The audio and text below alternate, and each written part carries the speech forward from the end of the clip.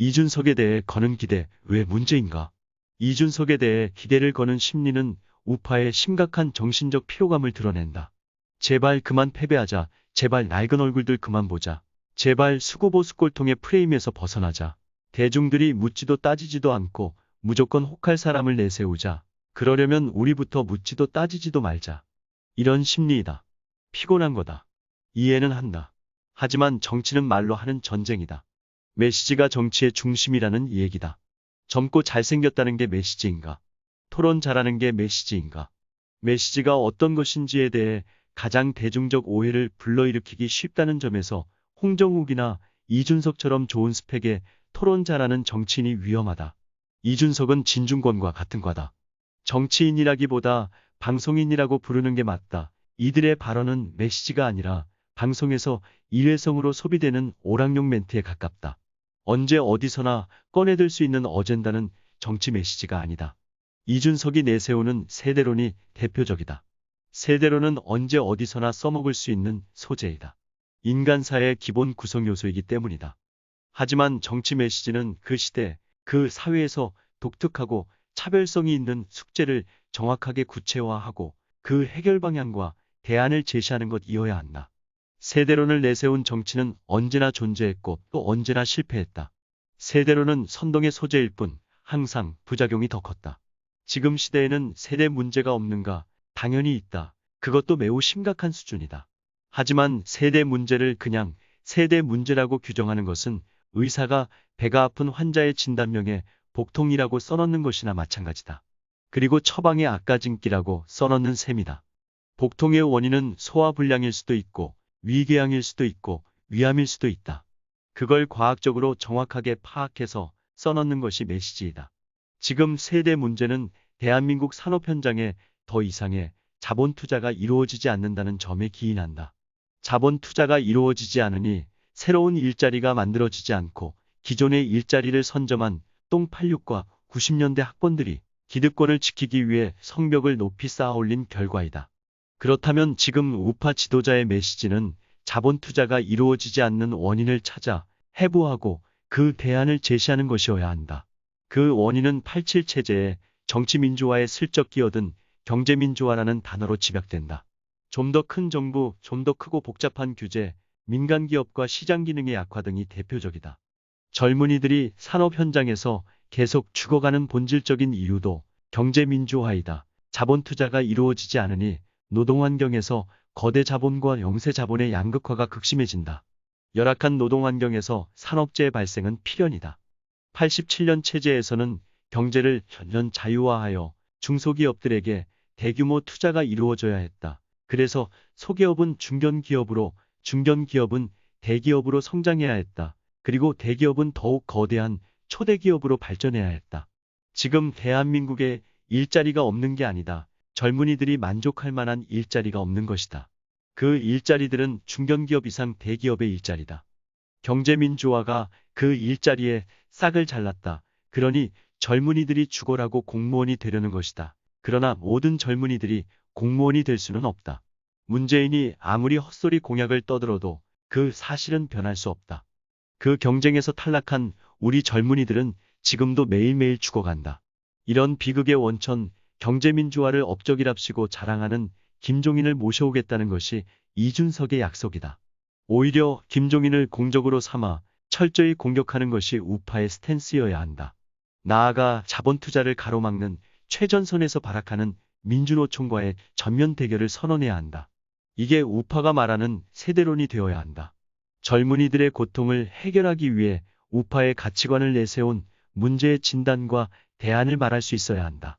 이준석이 이런 얘기를 한 적이 있는가? 뭐가 새롭다는 것인지 모르겠다. 젊은 친구가 얼마나 고민이 얕고 배움이 빈약하면 당대표 출마하면서 기껏 내세우는 게 세대론인가? 정치 메시지는 정치행위와 혼연일체가 되어야 한다. 정치 메시지가 정치행위이고 정치행위가 곧 정치 메시지이다.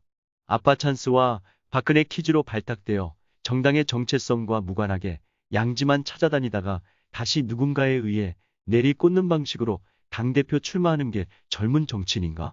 젊은 리더라는 걸 내세우려면 정치에 나서는 방식부터가 젊고 참신해야 한다. 광주광역시 서구갑 국민의힘 당협위원장 주동식은 험지도 아닌 사지 광주광역시에 출마하면서 문재인이냐 대한민국이냐 구혼에 걸고 광주는 5.18 제사의 도시라고 선언하고 세월호 유족들 비판하고 경제민주화 폐기 개헌을 공약으로 내세웠다. 그는 지금도 당의 혁신을 위해 가장 절실한 이슈인 진성당원제 활동을 하고 있다. 이런 정치인이 이준석보다 100배, 1000배 더 젊은 정치인 아닌가? 생물학적인 나이가 젊다고 해서 젊은 정치인인가? 나이가 무기인 정치인은 지금까지 우리나라 정치에서 썩어날 정도로 많았다. 그들이 정치를 바꾼 적이 있었는가? 농부는 굶어 죽어도 씨앗은 베고 죽는다고 한다. 정당과 정치인이 굶어 죽어도 베고 죽어야 할 정치적 씨앗이 당원이자 메시지이다. 이 씨앗을 살리기 위해서 가장 먼저 할 일은 이준석 같은 가짜 씨앗을 걸러내는 것이다. 그 씨앗은 잡초의 씨앗이거나 혹은 이미 삶아져서 싹이 틀 수 없는 씨앗이기 때문이다. 이준석이 대표가 되면 당이 망하는 이유. 이준석이 당 대표가 되면 당직자나 공직선거 후보를 대상으로 소양시험을 치겠다고 한다. 우리나라 정치 현실에서 그런 시험이 필요한 사례가 없지 않을 것이다. 하지만 그런 발상은 부작용과 폐해가 훨씬 크다. 그런 발언 자체가 국민의힘에 대한 당원들과 유권자들의 이미지, 그리고 정치라는 절체절명의 화두에 대한 심각한 오해를 불러일으킨다. 정치는 인간이 이 세계를 총체적으로 이해하고 그 개선을 위해 나서는 가장 고도화된 현실 이해와 변혁의 실천이다. 모든 부문 사회운동, 현실 참여의 종합 예술이다. 그런데 그 정치를 하는 주역들을 상대로 지필 시험을 치른다.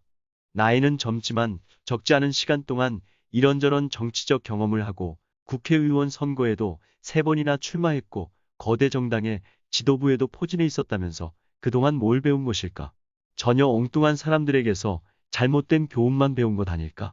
이준석의 저 방안도 나름 국민의힘 개혁이라는 문제의식에서 나왔을 것이다.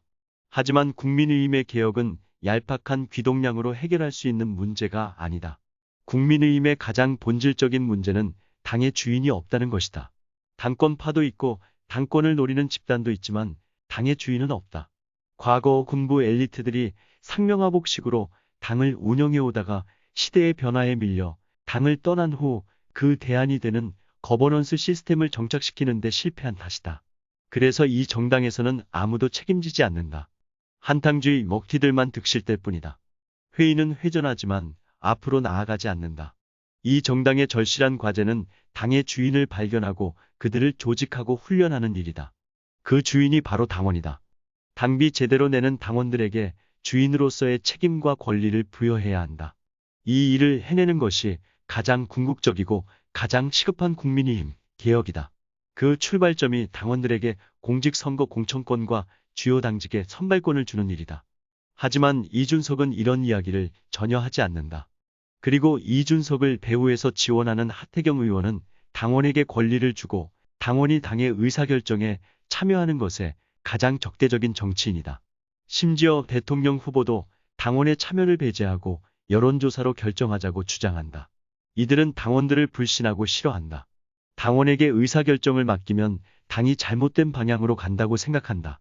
그런 점에서 이들은 보수정당의 오래된 고질병, 당권파 몇몇이 밀실에서 공직선거 후보를 내정해서 내리꽂는 방식의 후예들이다. 당원은 들러리 나서고 구경꾼 노릇이나 하다가 정치인들이 가끔 선심 쓰듯 던져주는 부스러기 받아먹는 데 만족하라는 입장이다. 국민의힘 정치인들도 훈련받고 정예화되어야 한다. 하지만 그 방법은 소수가 제멋대로 정한 알량한 시험 따위를 치르는 게 아니다. 어떤 정치인이 선거에 나갈 자격이 있고 당선 가능성이 높은지는 당원들이 가장 잘 안다. 당원들이 정치인의 운명을 결정하도록 하면 된다. 이렇게 했을 때 정치인들은 당원들에게 자신의 정치 철학과 정치 노선, 정책 등을 설명하고 그들의 지지를 얻기 위해 노력하게 된다. 그리고 자신을 지지하는 당원들을 더 많이 조직하고 훈련하기 위해 노력한다. 이것이 바로 당의 체질이 강화되고 집권으로 나아가는 왕도이다. 이준석의 개혁 방안은 그럴싸하게 들릴지 몰라도 이런 핵심적인 문제는 교묘하게 피해가고 있다. 그래서 더욱 위험하다. 개혁을 아예 말하지 않는 것보다 잘못된 개혁을 진짜 개혁인 것처럼 왜곡하는 것이 장기적으로 당에 훨씬 더 심각한 악영향을 끼친다. 이준석과 그를 둘러싼 정치인들의 또 다른 문제는 정치적 정체성이다. 이준석이 민주노동당 대표였고 박근혜를 떨어뜨리기 위해 대선 출마했다던 이정희를 존경하고 뇌물수수 혐의를 받고 자살한 노회찬의 죽음 앞에서 대선 통곡했던 사실을 우리는 너무 쉽게 잊는다. 이준석은 하태경이 대선에 출마해야 한다고 말했다. 당선 여부를 떠나 이들이 당권을 장악하고 대선 후보로 등장했을 때 당의 정체성은 어떻게 될까? 보수정당의 몸을 빌린 문재인 정권 시즌2가 되지 않을까? 국민의 힘이 분열되고 무너지기를 바라는 외부 세력은 많다. 정의당과 열린민주당 등은 여권 내부의 주도권 쟁탈전에서 승리하기 위해 이준석을 응원하고 있다. 이준석이 좌파들의 도구로 이용되고 있는 것이다. 이준석 바람이 당의 혁신을 불러오는 시그널이라고 믿는 분들이 많다. 틀린 말은 아니다. 모든 변화는 진통을 수반하기 때문이다. 하지만 진통이 온전한 치료와 변화로 이어지기 위해서는 적절한 처방이 반드시 필요하다. 이준석은 진통일 뿐 치료가 아니다. 진통은 일단 잠재워야 한다. 그래야 다음 단계의 치료가 가능해진다. 기존 정치인들이 마음에 안 든다고 이준석을 대안으로 선택하는 건 기존 처방이 효과가 없었다고 극약 먹고 끝장내자는 이야기와 다를 것이 없다. 당 대표와 최고위원 모두 당원 중심의 정당에 한 걸음이라도 더 가까이 가는 후보를 선택하는 현명함이 필요하다. 그래서 이번 당대표 선거는 중요하다. 당이 죽느냐 사느냐의 기로에 서 있기 때문이다. 우파 진성당원 운동, 국민의힘, 전국연대 드림.